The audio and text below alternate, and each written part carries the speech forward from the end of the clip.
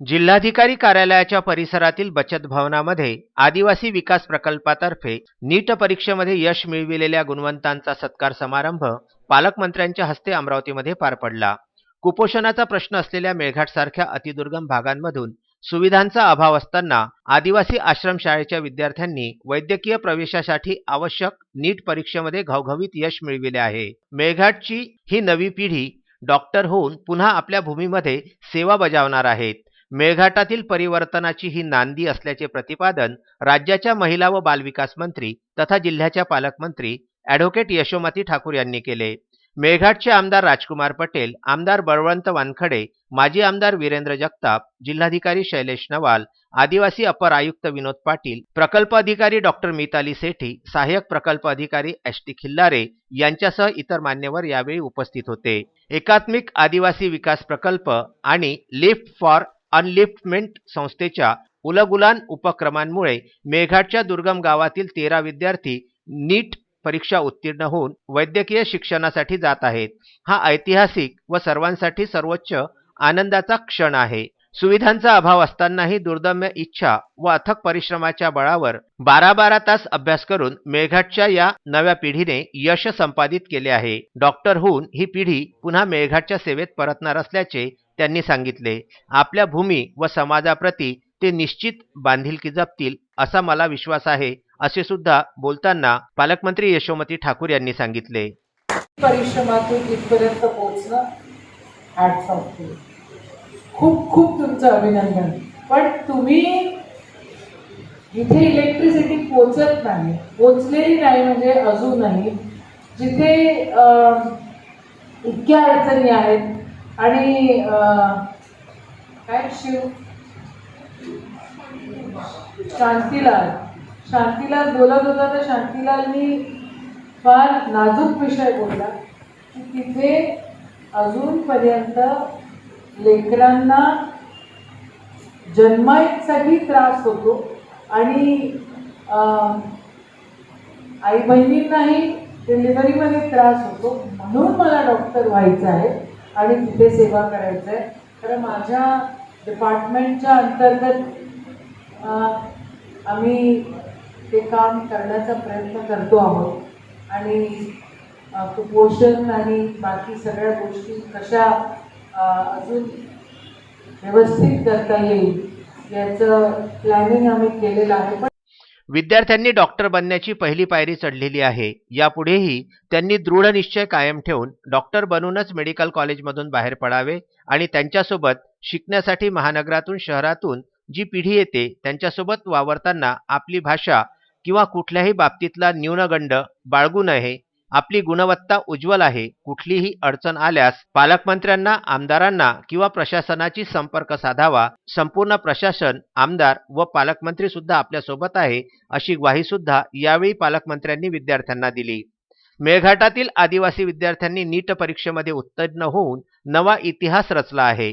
10 वर्षाच्या कारकिर्दीमध्ये व प्रशासकीय अनुभवामध्ये हा क्षण आपल्यासाठी अविस्मरणीय आहे. चांगला अभ्यास करा आणि यश आपल्याला निश्चितच मिळेल, असे जिल्हाधिकारी शैलेश नवाल यांनी यावेळी बोलताना सांगितले. उसमें सबसे ज्यादा कुछ अविस्मरणीय जो कुछ अच्छे पल होते हैं उनमें से आज का पल एक वो पल है जहां पे ऐसा लगता है कि शासकीय सेवा में आने के बाद कहीं कुछ अच्छा पॉजिटिव बदलाव हो. सो शांतिलाल जी, राहुल, अंकुश, दुर्गेश, सुधीर, शिवकुमार, रोहित, श्याम और जो बच्ची, आप सभी ने जो काम किया है वो सिर्फ आपके खुद के लिए नहीं किया है.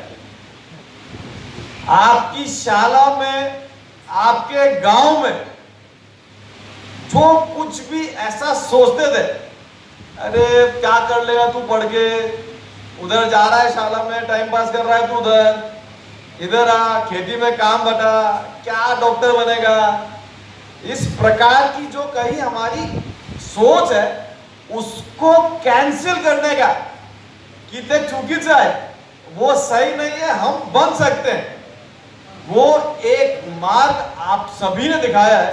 और उस सब के लिए आप सभी का बहुत बहुत अभिनंदन।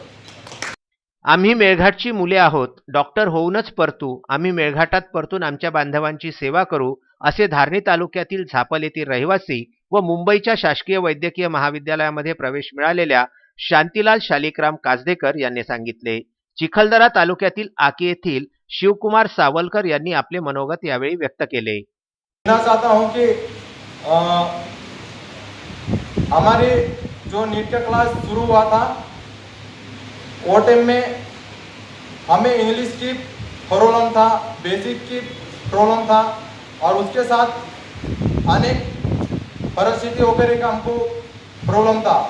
वो हम लोग ने त्याग करके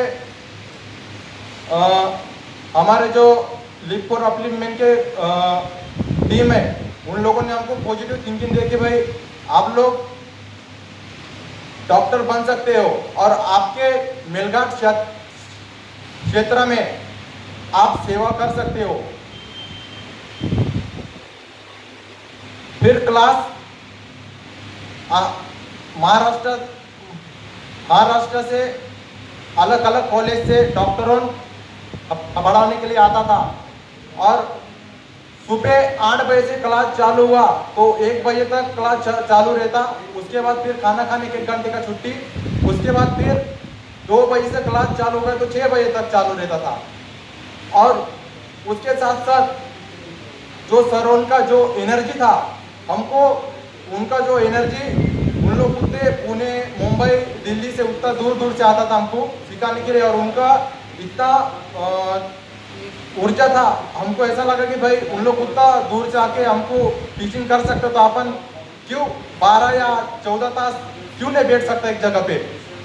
हम लोग ने उस दिन से ठान लिया कि भाई जब तक अपन डॉक्टर नहीं बनेगा उतना तक आपण कोशिश करणे का विचार करून त्यांनी आमच्यासाठी दुसरे मार्ग काढला आणि आम्हाला समजेल आणि आपण करू शकेल अशा भाषेमध्ये आम्हाला ते शिकवायला लागले।